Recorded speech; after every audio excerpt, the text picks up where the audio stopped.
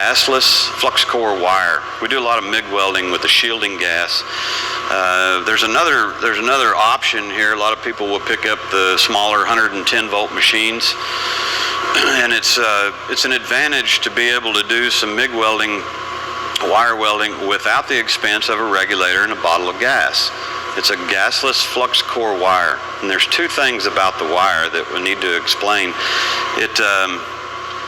It's kind of a raspy process. There's a lot of sparks. There's a lot of, and it produces a light slag, and that's okay. It looks different. It sounds different, and don't be scared of it, because you can make some quality welds that are structurally strong. Another thing that I need to explain about running gasless flux core wire is it runs on straight polarity, DC electrode negative, so you need to switch your leads. I've been called out a lot. I had a friend of mine that called me one time and said, man, I got this little welder. I have a gasless flux core wire. It doesn't run worth a poo. It's bad. I couldn't get it set right. I said, I'll be over in just a few minutes. I walked in, I saw where his machine was set, and he actually had the bolt lugs on the inside of the machine where you change the jumper, and we did that, and it worked perfect. So again, change it to a DC electrode negative.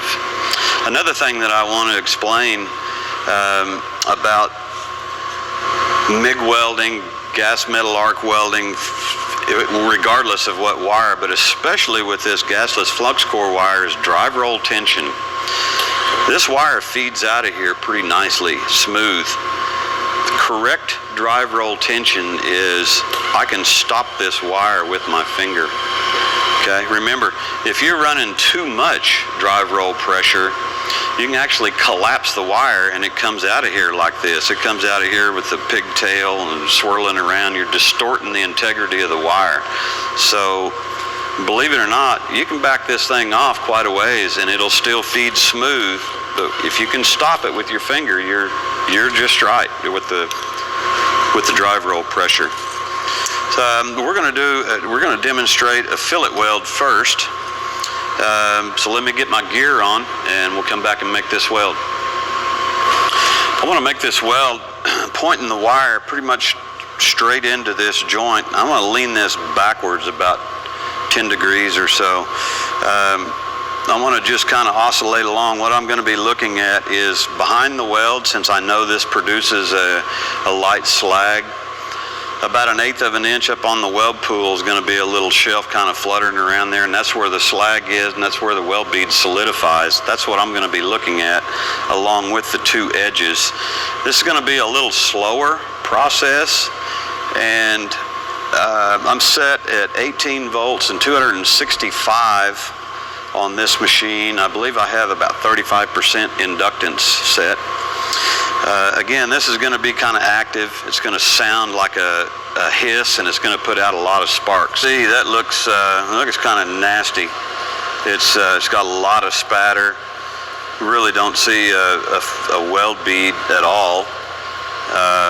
So you're thinking, well, I did something wrong here. That's not wrong. That's just the nature and the arc characteristics of this particular wire. I'm going to clean this up. The first thing I'm going to do is put a wire wheel bead brush on it. If I have to sand some of the heavy sparks off of it, I will. I don't think I will, but may have to. So let me clean this up. I'll be right back. This is the weld that we just completed with the gasless flux core wire. I had cleaned this off with a wire wheel on a grinder, hand grinder. Before we cleaned this off, it was covered, a lot of spatter out here, a lot of discoloration. I went ahead and purposely left this here. That's the smoke and some of the stuff that came up off there. But as you can see, this weld cleaned up fairly nicely. It has good profile. It's not undercut on the top or the bottom, and it has a nice rounded edge. I'm only a 3/16 material thickness, so this bead profile and bead shape I think is acceptable. Again, gasless wire. We could build some projects with this, and structurally they would be